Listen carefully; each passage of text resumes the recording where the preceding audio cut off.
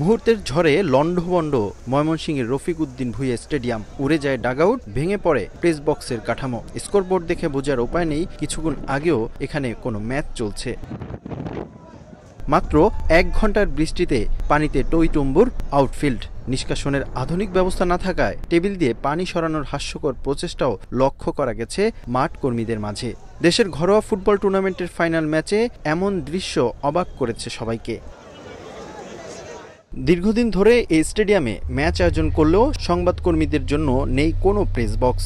ঝড়ের তাণ্ডবে নামমাত্র অস্থায়ী প্রেস বক্সটিও অকেজো হয়ে পড়ে। এতে বিপাকে পড়তে হয়েছে গণমাধ্যম কর্মীদের। মাঠের পাশে যে ড্রেনেজ সিস্টেম, এই ড্রেনেজ সিস্টেমটা অবশ্যই ভালো থাকা উচিত। পানি এমনভাবে আটকে গিয়েছে, পুরো ড্রেনটাই বন্ধ, এটা চলছে একেবারে কোনো অভিভাবকহীনভাবে। যে কোনো খেলায় সংবাদ মাধ্যমের প্রায়োরিটিটা সবার উপরে থাকে, যে সংবাদ মাধ্যম কোথায় বসবে, কোত্থেকে বসে খেলা দেখবে, তাদের সুযোগ সুবিধাগুলো কী থাকবে। এই ময়মনসিংহে তো এটা নাই। 99% স্টেডিয়ামে আসলে যে কোনো প্রেস বক্স নাই। গত ৩-৪ বছর ধরে ঢাকার বাইরেই খেলা হচ্ছে।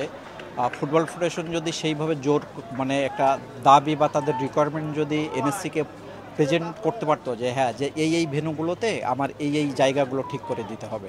হামজা সামিদদের নিয়ে সমর্থকদের মন ভুলিয়ে রাখলেও টুর্নামেন্ট ব্যবস্থাপনা নিয়ে কোনো ভ্রুক্ষেপ নেই বাফুফের। গ্যালারি, ডাগআউট, মাঠ সবকিছু ছিল সেকেলে। সব মিলিয়ে অবকাঠামোর সংকট থাকলেও এখানে ম্যাচ আয়োজন করেছে বাফুফে। যে বিষয়ে প্রশ্ন করা হলেও মেলেনি সদুত্তর। ঠিক আছে, এগুলো নিয়ে পরে আলোচনা হবে। ফুটবল ফেডারেশনের পাশাপাশি এই অব্যবস্থাপনার দায় এড়াতে পারে না জাতীয় ক্রীড়া পরিষদও। কারণ বাফুফে ব্যবহার করলেও স্টেডিয়াম ব্যবস্থাপনার সার্বিক দায়িত্ব এনএসসির। এরকম অভিজ্ঞতা আমাদের ইতিপূর্বে কখনো হয়নি। আমরা আজকে এই বিষয়টার মুখোমুখি হয়েছি।